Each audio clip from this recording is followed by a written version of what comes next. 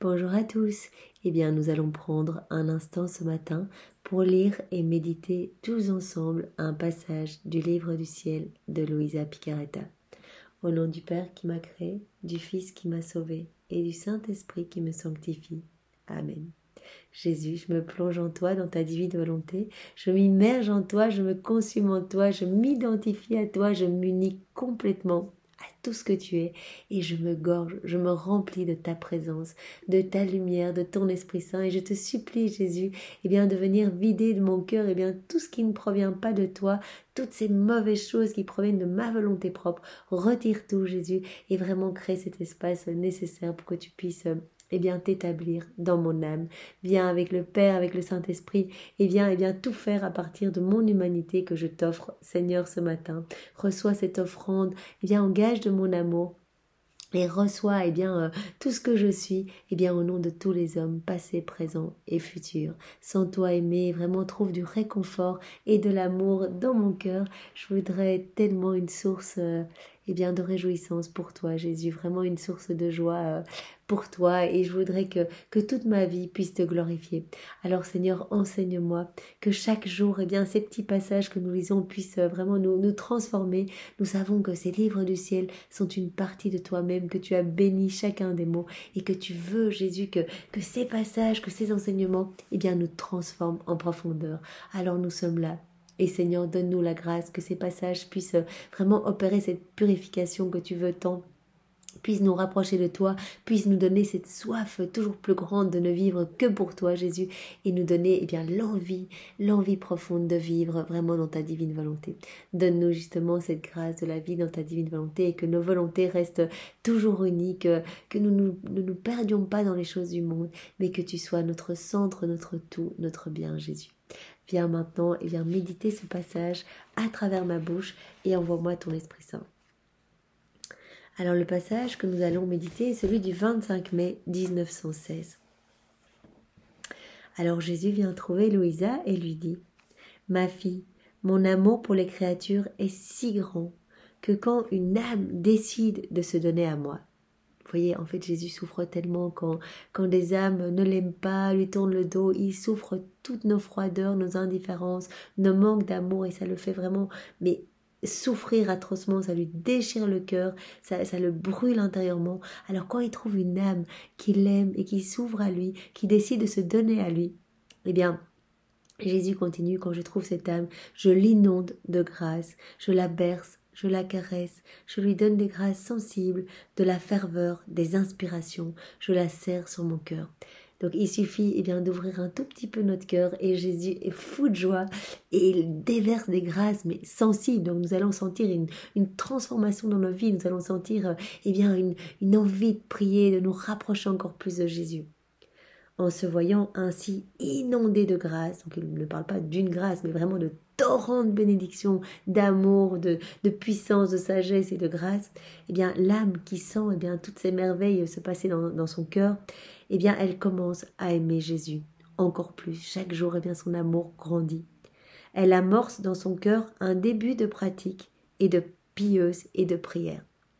Donc l'âme qui décide de se donner à Jésus se voit remplie de grâce et vraiment elle reçoit vraiment des merveilles de Jésus et donc elle va aimer de plus en plus Jésus et elle va commencer un début de pratique pieuse et de prière. Elle va commencer à s'exercer à la vertu. Tout cela forme comme un champ de fleurs dans son âme. Donc voilà toutes ces nouvelles pensées, ces nouvelles pratiques, cette âme va commencer à prier, etc. Cela va former dans son cœur comme un grand champ de fleurs. Alors Jésus continue. Mais mon amour ne se contente pas seulement des fleurs. Mon amour veut aussi des fruits. Aussi, mon amour fait tomber les fleurs, c'est-à-dire qu'il va dépouiller l'âme de son amour sensible, de sa ferveur et de beaucoup d'autres choses, de manière à ce que des fruits apparaissent. Donc en premier, Jésus, voilà comment il travaille. Quand une âme s'offre à lui, il l'inonde, il donne tout. Vraiment, il vient donner des grâces sensibles. L'âme va sentir ces grâces et va se tourner de plus en plus vers Jésus. Et elle va commencer eh bien l'exercice des vertus. Elle va commencer la prière, des exercices pieux. Et à ce moment-là, eh bien, vont naître dans son cœur eh bien, comme un grand champ de fleurs. Mais pour Jésus, eh bien, les fleurs ne suffisent pas. Il veut vraiment des fruits. Il veut que l'âme s'offre complètement, lui donne toute sa vie, sa volonté, etc. Alors il va lui-même faire tomber les fleurs et ce qu'il va commencer à faire, c'est à dépouiller l'âme, à opérer ce grand nettoyage. Il va commencer à retirer bien les choses qui ont encore de l'importance dans la vie de l'âme, les choses terrestres, de manière à ce que les fruits puissent apparaître et puissent vraiment germer partout. Si l'âme est loyale, elle poursuit avec ses pieux exercices et la pratique des vertus. Elle n'a plus le goût des choses humaines, elle ne pense plus à elle, mais seulement à moi. Donc Jésus, vraiment, c'est Jésus, c'est une grâce. C'est Jésus qui vient opérer ce dépouillement, de sorte que l'âme eh bien, va se détacher, les choses du monde vont perdre l'importance et Jésus va prendre la première place. Donc l'âme ne pensera qu'à Jésus. Par sa confiance en moi, elle donne de la saveur aux fruits. Par sa loyauté, elle les laisse mûrir.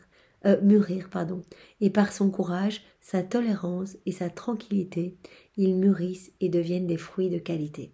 Donc vraiment, le Seigneur va donner encore des grâces supplémentaires plus profondes, des grâces eh bien, de confiance. Donc vraiment, il va y avoir cette confiance inébranlable, eh bien, que le Seigneur est notre tout, notre bien, que sa miséricorde est là à chacun de nos péchés, qu'il nous pardonne, que sa lumière est là pour nous nettoyer.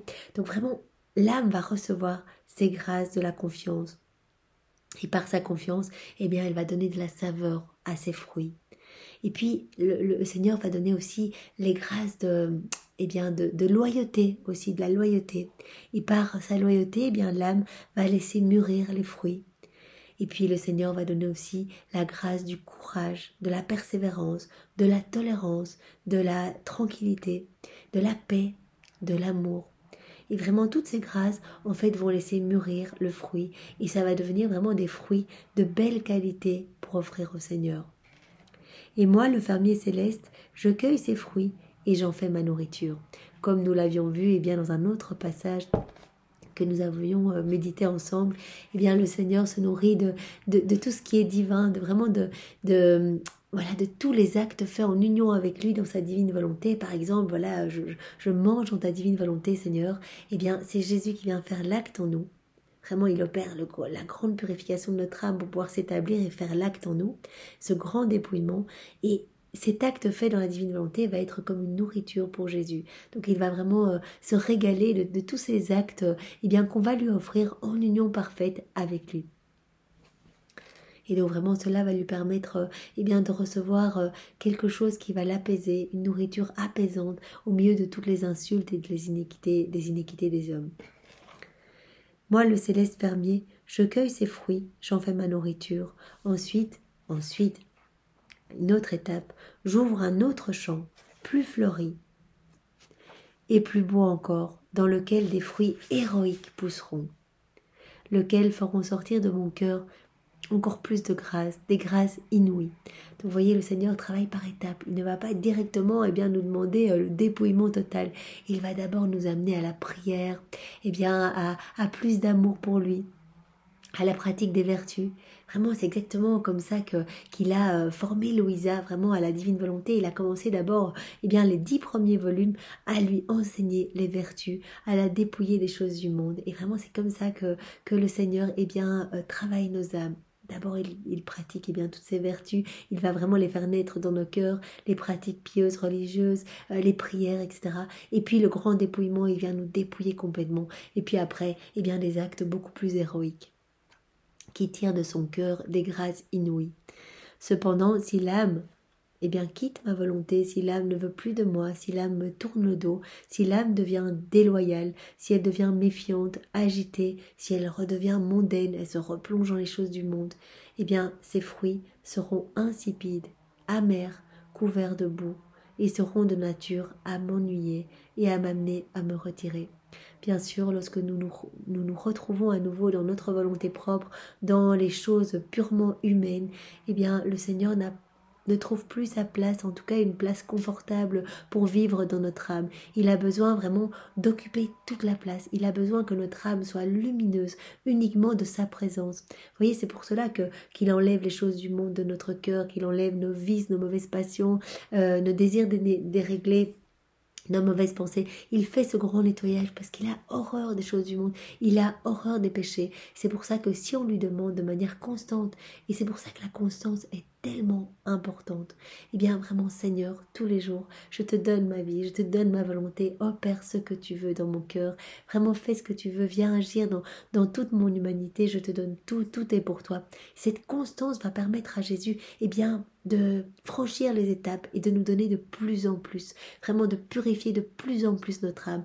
À chaque acte fait dans la divine volonté, c'est un plus grand nettoyage qui s'opère, c'est plus de lumière dans notre cœur, c'est plus de lumière autour de nous, c'est plus de grâce versée sur toute l'humanité entière, des bienfaits, des bénédictions, c'est plus d'âmes qui vont être converties, c'est plus d'âmes qui vont être sauvées, des âmes qui avaient un pied déjà dans la perdition, et bien qui vont être sauvées.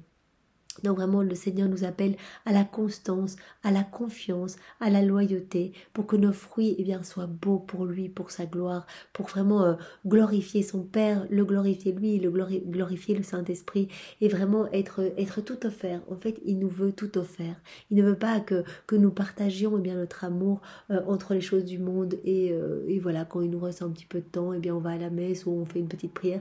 Non, il nous veut tout entier, immergé en lui, pour qu'il puisse eh bien, faire de nos vies des extensions de sa propre humanité, qu'il puisse rendre tous nos actes divins et éternels. Le cadeau est immense et vraiment, il nous demande uniquement, Jésus nous demande uniquement eh bien, la constance, le demander et lui, il fera le travail.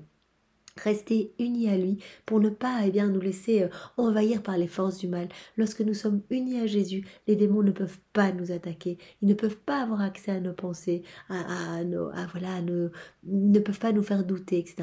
Lorsque nous quittons la divine volonté, que nous nous replongeons dans le monde, là les démons ont à nouveau accès eh bien, à nos pensées, ils vont nous faire chuter, douter, ils vont nous faire eh bien, arrêter, manquer de constance, manquer de persévérance dans la foi et les bonnes œuvres. Ils vont vraiment eh bien, nous ramener dans les choses mauvaises, dans les choses ténébreuses. Et à chaque acte refait dans notre volonté propre, eh bien, nous enlevons, nous détissons le beau travail de lumière que Jésus fait dans notre cœur et nous remettons des ténèbres, plus de ténèbres. Alors voilà, c'est notre choix et vraiment restons unis à Jésus. Chaque acte, eh bien, appelons-le parce qu'à chaque fois, eh bien, il y a plus de lumière et Jésus a plus, eh bien, la possibilité d'agir à travers notre vie et de faire des merveilles autour de nous. Voilà, eh bien, merci Jésus à nouveau pour cet enseignement ce matin. Merci avec tes propres remerciements. Jésus, nous te louons avec tes propres louanges, nous t'aimons avec ton propre amour, nous t'adorons avec tes propres adorations. Au nom de tous, dans ta divine volonté. Au nom du Père, et du Fils, et du Saint-Esprit. Amen. Soyez tous bénis et passez une belle journée. Au revoir.